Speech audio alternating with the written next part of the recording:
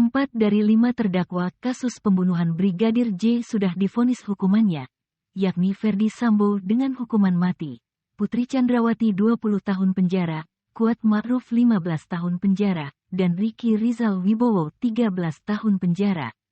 Sedangkan Richard Eliezer akan divonis dalam sidang di Pengadilan Negeri Jakarta Selatan pada hari Rabu tanggal 15 Februari tahun 2023. Dari 4 terdakwa yang sudah divonis tersebut, semua divonis dengan hukuman yang lebih berat dibandingkan dengan tuntutan jaksa penuntut umum. Berikut ini adalah video saat majelis hakim membacakan amar keputusan untuk terdakwa Ricky Rizal Wibowo. Silahkan menyimak dan memberikan komentarnya.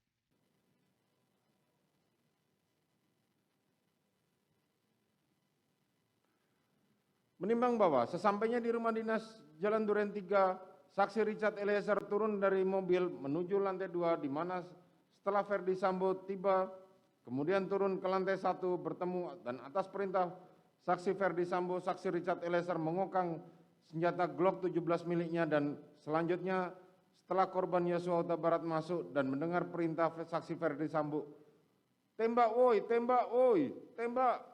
Saksi Richard Eliezer menembakkan senjatanya 3-4 kali ke arah korban Yosua Huta Barat sehingga korban oleng dan terhempas tertelungkup yang dilanjutkan penembakan oleh saksi Ferdi Sambo. Menimbang bahwa sebagaimana telah ternyata saksi Putri Chandrawati juga mengetahui serta menghendaki korban Yosua Huta Barat dihilangkan nyawanya sejak sudah di rumah saguling di mana saksi Ferdi Sambo berbicara dengan saksi Richard Eliezer, bahkan ketika saksi Richard Eliezer menambah peluru dengan magazin Glock 17 miliknya, termasuk telah berangkat ke Duren 3 dengan alasan isolasi, sehingga korban Yosua Huta Barat yang juga ikut berangkat, dan kemudian setelah sampai di rumah dinas Duren 3, saksi Putri Chandrawati masuk ke kamar ganti pakaian, tidur dan menangis. Padahal tindakan tersebut saksi Putri Chandrawati lakukan hanyalah pura-pura belaka menunggu korban Yosua Huta Barat dihilangkan nyawanya. Menimbang bahwa mengenai keterangan saksi Putri Chandrawati yang menyatakan tidak mengetahui apa yang terjadi karena saksi Putri Chandrawati di kamar sangatlah bertentangan dengan akal sehat. Karena seharusnya meskipun di kamar saksi Putri Chandrawati mendengar teriakan suaminya, saksi Ferdi Sambo yang ditujukan kepada korban Yosua Huta Barat. Dan setelah teriakan terdengar suara tembakan, tentulah saksi Putri Chandrawati telah menyadari setidak-tidaknya mengetahui suara tembakan dari senjata Richard Eliezer. Mengingat dari rumah saguling sudah dikondisikan bahwa saksi Richard Eliezer yang akan melakukan pembunuhan, sehingga dengan seolah-olah saksi Putri Chandrawati tidak mengetahui apa yang terjadi, padahal suara tembakan di dalam rumah sangat keras. Sebaliknya, saksi Putri Chandrawati tidak berusaha ingin tahu apa yang terjadi setelah adanya suara tembakan, justru menunjukkan peran saksi Putri Chandrawati berkaitan dengan dirampasnya nyawa korban Yosua Huta Barat. Menimbang bahwa dari fakta yang terungkap di persidangan ternyata menurut yang diskenariokan, keberadaan masing-masing saat terjadinya penembakan dilakukan sebagai berikut. Bahwa posisi saksi Richard Eliezer berada di tangga, hendak turun dan tembak-menembak dengan korban Yosua Huta Barat, padahal senjata korban Yosua Huta Barat sudah diamankan sejak dari Magelang. Dalam kejadian tembak-menembak tersebut, korban Yosua Huta Barat meninggal kena beberapa tembakan, sementara Richard Eliezer tidak mengalami luka sedikit pun. Bahwa posisi saksi Kuat Ma'ruf berada di lantai 2 dan mendengar tembakan dan tiarap, artinya saksi Kuat Ma'ruf tidak melihat kejadian tembak-menembak tersebut. Bahwa terdakwa berada di lantai 2 dan mendengar tembakan ketakutan lalu bersembunyi di balik kulkas, tentu tidak melihat kejadian tembak-menembak. Bahwa saksi Putri Chandrawati berada di dalam kamar menangis ketakutan karena mendapat kekerasan seksual dari Yosua Huta Barat,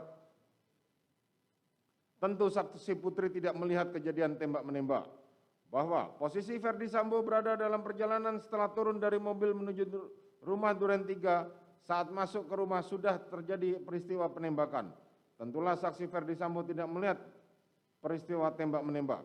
Bahwa posisi korban Yosua Huta Barat adalah baru keluar dari kamar saksi Putri Chandrawati karena melakukan kekerasan terhadap saksi Putri Chandrawati. Padahal korban Yosua Huta Barat berada di seputar taman.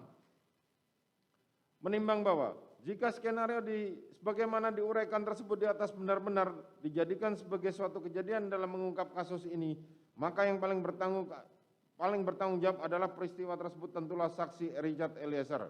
Menimbang bahwa sesaat setelah korban Yosua Huta Barat meninggal, terdakwa, para saksi yakni saksi Kuatma'ruf, Ferdi Sambo, serta saksi Putri Chandrawati telah menyampaikan skenario sedemikian rupa yang telah dibuat sebelumnya dengan harapan agar kejadian yang sebenarnya tidak diketahui dan tidak terungkap, serta adanya pemberian dari saksi Ferdi Sambo dan saksi Putri Chandrawati di lantai rumah 2 Jalan Saguling tanggal 10 Juli tahun 2022 masing-masing mendapatkan 1 buah iPhone 13.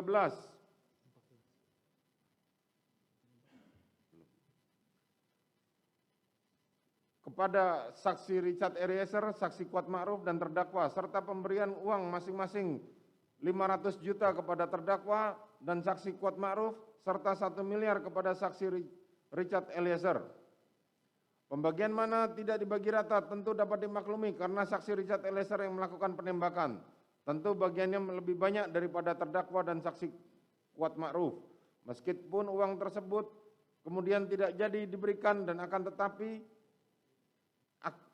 akan diberikan setelah perkara ini selesai atau SP3, justru mempertegas adanya kaitan terdakwa, saksi Kuatma'ruf, saksi Richard Eliezer, saksi Ferdi Sambo dan saksi Putri Chandrawati dengan dirampasnya nyawa korban Yosua Huta Barat, sehingga jelas tindakan terdakwa, para saksi Kuatma'ruf, saksi Richard Eliezer, saksi Ferdi Sambo dan saksi Putri Chandrawati merupakan satu kesatuan kehendak bekerja secara bersama-sama satu sama lain menghilangkan nyawa korban Yosua Huta Barat. Menimbang bahwa dari uraian di atas dapat diketahui bahwa terdakwa adalah orang yang turut serta yang melakukan dalam menghilangkan nyawa korban Yosua Huta Barat, sehingga unsur kelima di sini pun telah terbukti. Menimbang bahwa berdasarkan seluruh pertimbangan di atas, maka seluruh unsur tindak pidana dalam dakwaan primer melanggar pasal 340 KUHP junto pasal 55 ayat 1 ke 1 telah terpenuhi. Oleh karena itu, saksi Putri Chandrawati telah terbukti terdakwa telah terbukti secara sah dan meyakinkan bersalah turut serta melakukan pembunuhan berencana.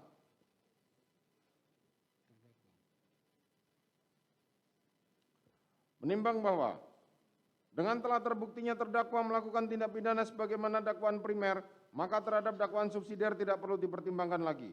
Menimbang bahwa penasihat hukum terdakwa dalam nota pembelaannya telah mengemukakan hal-hal sebagai berikut. Bahwa terdakwa Ricky Rizal menjalankan perintah yang sah dalam menerima perintah positif dari atasannya, bukanlah perbuatan melawan hukum. Perbuatan terdakwa Ricky Rizal tidak termasuk dalam kategori mewujudkan tindak pidana dimaksud. 3.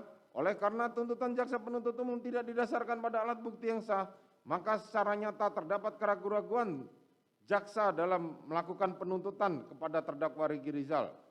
4. Alat bukti poligraf yang diambil secara sah merupakan termasuk alat bukti yang sah menurut hukum acara pidana. 5. Saksi yang tidak hadir tetapi dibacakan oleh JPU di persidangan bukanlah termasuk alat bukti yang diakui secara sah dalam hukum acara pidana. 6. Perbuatan terdakwa Ricky Rizal tidak memenuhi unsur-unsur dalam pasal 340 junto pasal 55 ayat 1 ke 1 KUHP. Menimbang bahwa atas nota pembelaan penasihat hukum terdakwa tersebut, majelis hakim berpendapat bahwa hal tersebut telah dipertimbangkan dalam mempertimbangkan unsur-unsur tindak pidana yang dilakukan oleh terdakwa dalam perkara ini, sehingga nota pembelaan penasihat hukum terdakwa tersebut tidak dapat dipertimbangkan dan dikesampingkan dalam pembuktian perkara ini. Menimbang bahwa berdasarkan pertimbangan tersebut di atas, maka tidak ditemukan adanya alasan pemaaf maupun pembenar yang dapat menghilangkan sifat melawan hukumnya perbuatan terdakwa maupun yang dapat menghapuskan kesalahan terdakwa. Oleh karena itu, terdakwa harus bertanggung jawab serta dipidana setimpal dengan perbuatannya. Menimbang bahwa terhadap masa penangkapan dan penahanan yang telah dijalani terdakwa haruslah dikurangkan dari pidana yang dijatuhkan. Selanjutnya kepada terdakwa diperintahkan tetap berada di dalam tahanan. Menimbang bahwa terhadap barang bukti sebagaimana daftar barang bukti mengingat masih diperlukan sebagai bukti dalam perkara lain, maka barang bukti tersebut ditetapkan untuk diserahkan kepada jaksa penuntut umum digunakan di dalam pembuktian perkara lain tersebut. Menimbang bahwa sebelum menjatuhkan putusan perlu dipertimbangkan hal-hal yang memberatkan maupun meringankan. Hal yang memberatkan, terdakwa sampai dengan pemeriksaan perkara ini dinyatakan selesai masih berbelit-belit dan tidak berterus terang dalam memberikan keterangannya di persidangan, sehingga sangat menyulitkan jalannya persidangan. Perbuatan terdakwa telah mencoreng nama baik institusi kepolisian. Hal yang meringankan, terdakwa masih mempunyai tanggungan keluarga, terdakwa diharapkan masih bisa memperbaiki perilakunya di kemudian hari. Menimbang bahwa oleh karena terdakwa dijatuhi pidana, maka haruslah dibebani pula membayar biaya perkara. Memperhatikan pasal 340 KUHP junto pasal 55 ayat 1 ke 1 KUHP, Undang-Undang Nomor 8 Tahun 81 tentang KUHP, serta peraturan lain yang berkaitan. Silakan berdiri.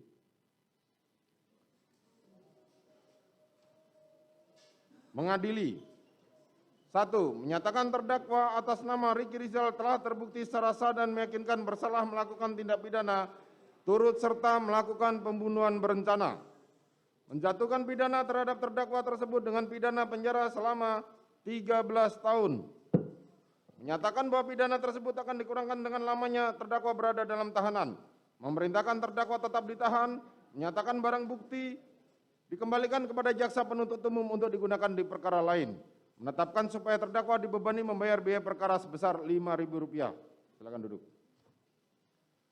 Demikianlah diputuskan dalam sidang permusyawaratan Majelis Hakim Pengadilan Negeri Jakarta Selatan pada hari Kamis tanggal 9 Februari 2023